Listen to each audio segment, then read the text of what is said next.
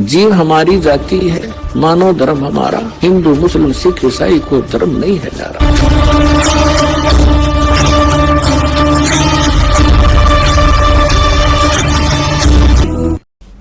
अब जैसे दुर्गा का जहाँ जागरण होता है, कहते उसकी संगतते सारा बगड़, वो कॉलोनी, वो मोहल्ला सारा का सारा डूबेगा।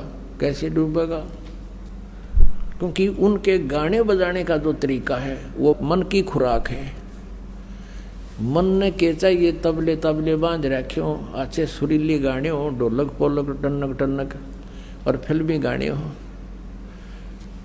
तो उसकी जो तड़क भड़क न देख के, उसकी व्यवस्था न देख कर, वहाँ के जो गाने बजाने और आकर्षण न देख के आम व्यक्ति आकर्षित हो जाता है।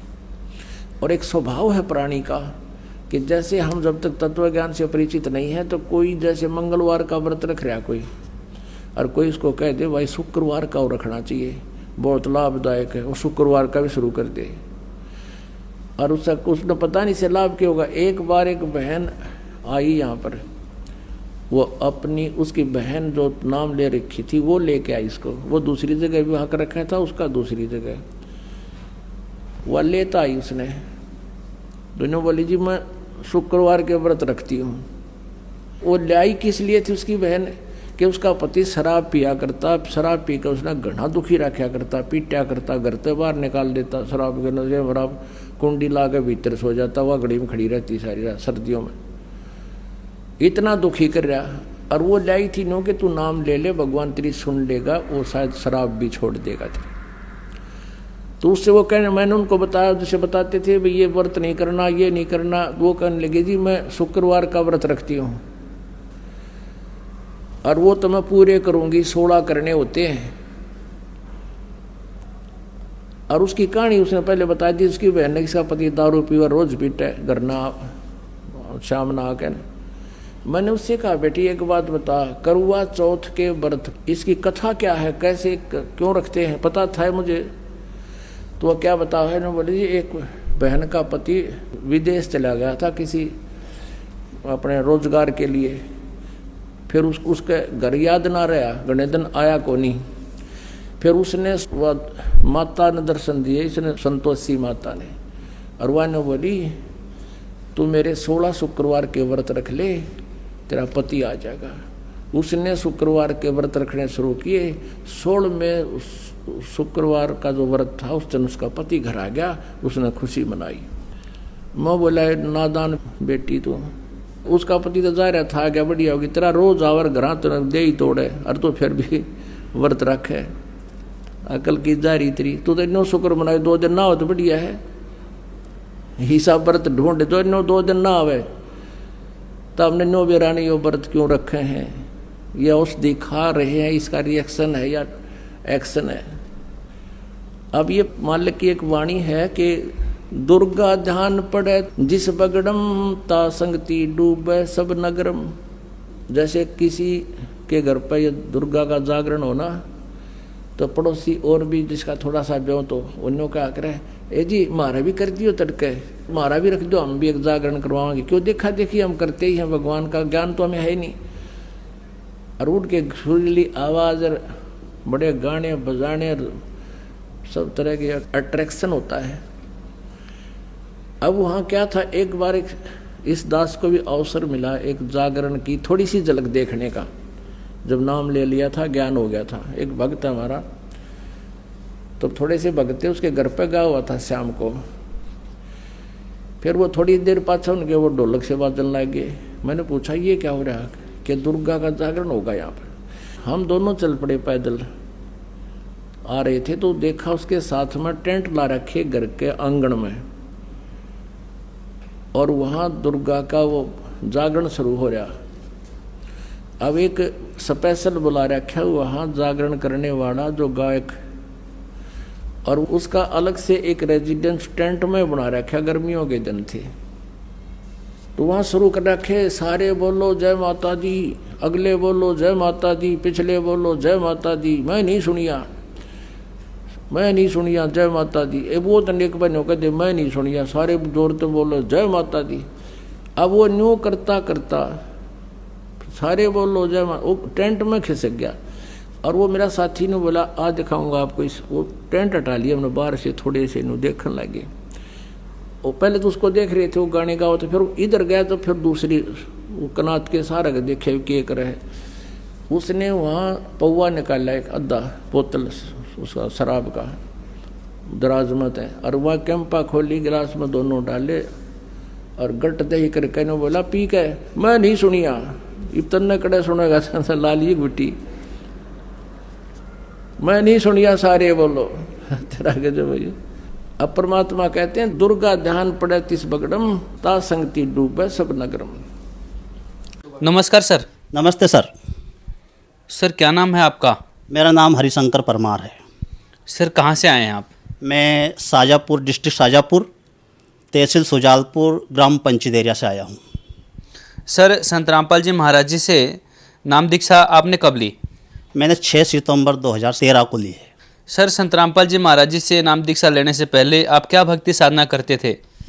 सर मैं सबसे ज़्यादा मैं हनुमान जी महाराज को इष्ट बना रखा था और मैं उन्हीं की भक्ति करता था। शनिवार के दिन, मंगलवार के दिन रोज़ व्रत रखता था, निर्कट व्रत रखता था। लेकिन एक दिन मेरे को खुद हनुमान जी महाराज ने सपना दिया कि बेटा तेरे को, मैं रोज़ कहता था उनसे कि कोई मेरे को सद्गुरु मिला दो भगवान। तो सर मेरे को एक दिन हनुमान जी महाराज ने सपना दिया और कहा कि बेटा तुझे सद्गुरु ही मिलेंगे और तेरे को पत्नी मिलेगी, वो भी सद्गुरु से जुड़ी ही मिलेगी। सर आप हनुमान जी की पूजा करते थे, सर ये भक्ति साधना करने से आपको क्या लाभ हुए? सर मेरे को कुछ भी लाभ नहीं हुआ। मैं 5 साल तक ऐसे दर दर भटकता फिरा कि मेरे को कहीं भी ठौर नहीं मिला। एक दिन खुद हनुमान जी महाराज ने मेरे को स्वप्न दिया कि बेटा तेरे को सद्गुरु ही मिलेंगे जब तेरा दुखों का निवारण होगा। सभी को मैं बताता हूँ कि जो हमें पे जो दुख पड़े हैं, मेरा एक्सीडेंट हुआ, मैं ऐसे चलते चलते गिर गया था, उसकी इतनी समस्या बनी कि मैं पैर में गिर गया था तो ऑपरेशन हुआ। मेरा भाई गिर गया था, उसका ऑपरेशन हुआ। मेरे एक छोटे भाई की किडनी फेल हो गई थी, वो चला गया। ऐसे बहुत सारे दुख पड़े कि हम बिल्कुल परेशान हो गए थे। देवी देवता सारे जितने भी दुनिया में चीज़ थी सारी को हमने परख कर देख ली, लेकिन कहीं भी हमारे दुख का निवारण नहीं हुआ। सर आपको हनुमान जी ने स्वप्न में बताया था कि आपको एक ना एक दिन एक सद्गुरु की प्राप्ति होगी, तो सर क्या आपको सद्गुरु की प्राप्ति हुई? सर बिल्कुल सद्गुरु की प्राप्ति हुई और वो सद्गुरु संत रामपाल जी महाराज के रूप में हमें मिला है। सर आप कैसे कह सकते हैं कि आपके संत रामपाल जी महाराज ही सद्गुरु हैं? सर 4 ही वेद, गीता, पुराण, बाइबल, कुरान शरीफ, गुरु ग्रंथ साहिब, सारों का मिलान करके सारों का निचोड़ किया है सदगुरु संत रामपाल जी महाराज ने। वही सदगुरु होता है जो सारे सदग्रंथों को मिला के और निचोड़ सारी दुनिया को बता दे, वही एक सदगुरु होता है। और ऐसे ही कबीर साहिब ने कहा है, सदगुरु के लक्षण कहूँ मधुर वेद विनोद, 4 वेद शास्त्र कहाँ 18 बोध। ऐसे ही हमारे सदगुरु संत रामपाल जी महाराज ने बताया है कि एक ही परमात्मा वो कबीर साहिब है। सर आप अपने सदगुरु संत रामपाल जी महाराज के शरण में कैसे आए? सर हमारे ऊपर इतने ही दुखों का पहाड़ पड़ा था, इसीलिए हम अभी आपको बताया कि मेरे पैर में एक्सीडेंट हो गया था, हमारा भाई का एक्सीडेंट हो गया था, मेरे छोटे भाई की किडनी फेल हो गई थी, वो भाई भी हमारा चला गया। ऐसे ऐसे बहुत सारे दुखों का पहाड़ टूट पड़ा था, इसीलिए हम सदगुरु की शरण में आए। संत रामपाल जी के जिस भी श्रद्धालु से हम मिलते हैं और उनके अनुभव जानते हैं, उन्हें कोई ना कोई संत रामपाल जी से जुड़ने के बाद लाभ अवश्य प्राप्त होते हैं। तो आप संत रामपाल जी महाराज जी से जुड़े, आपको क्या लाभ हुए सर? सर सबसे पहला तो मेरे को सदगुरु संत रामपाल जी महाराज ने जीवन दान दिया है कि मेरे को इस पैर में रात की 1 बजे की बात है सर, कि मेरे को एक जहरीला जानवर होता है छोटा सा, उसको हम गांव में लोग मतलब गोईरा बोलते हैं, बहुत जहरीला होता है वो। उसके काटने के बाद 5 मिनट में इंसान मर जाता है, लेकिन मेरा ये पंजा उसने पूरा भर लिया, जिसके बाद मैंने उसको मेरे हाथ से निकाला। भगत सर संत रामपाल जी महाराज के यहाँ हमने प्रार्थना लगाई, प्रार्थना लगा के वहाँ से आदेश आया कि जैसे आपको पहली दीक्षा मिली हो या दूसरी दीक्षा मिली हो तो उसकी माला करने के लिए बैठ जाओ और ज्योति लगा दो। मैं ऐसा ही किया भगत जी।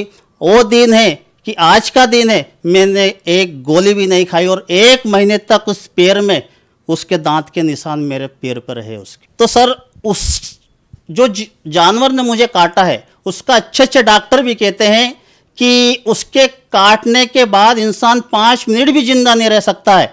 लेकिन आज मैं संत रामपाल जी महाराज की कृपा से आपके सामने खड़ा हूं।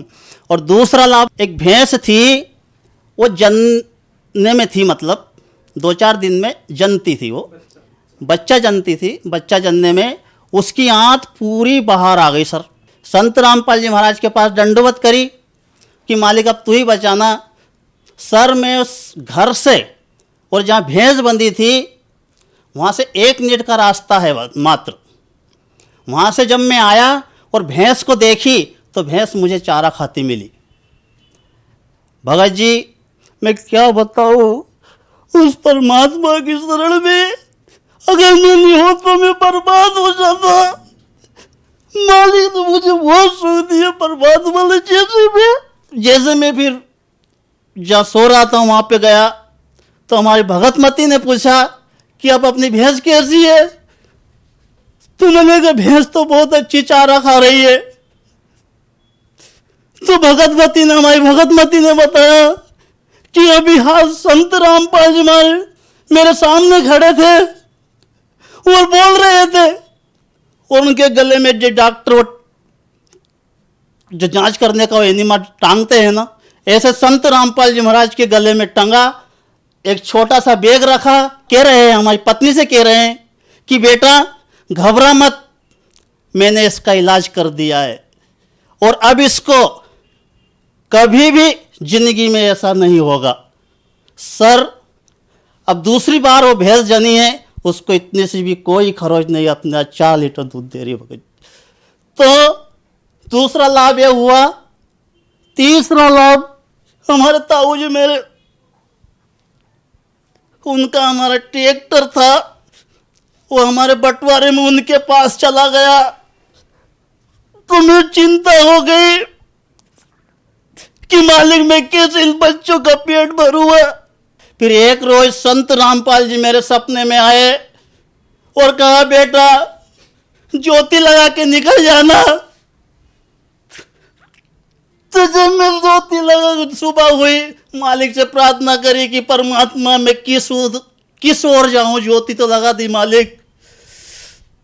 सर आधे घंटे बाद मैं किसी को पहचानता भी नहीं हूं और मेरे पास आए कि तेरे को ट्रैक्टर चाहिए। मैंने हाँ। तो मेरे को लेकर गया और जो मैं ट्रैक्टर वाले के पास गया कि 1 लाख रुपया कम में दूंगा, 1 रुपया सैकड़ा का ब्याज लूंगा और 20 साल में पैसे दे देना, तू लीजा ट्रैक्टर। उसमें 36 लीटर डीजल भरा था और डीजल भी उसने नहीं निकाला। आज जो भी वो इंटरव्यू देखता, हमारे गांव में कोई भी देख लेना, हमारे घर पे वो ट्रैक्टर खड़ा है।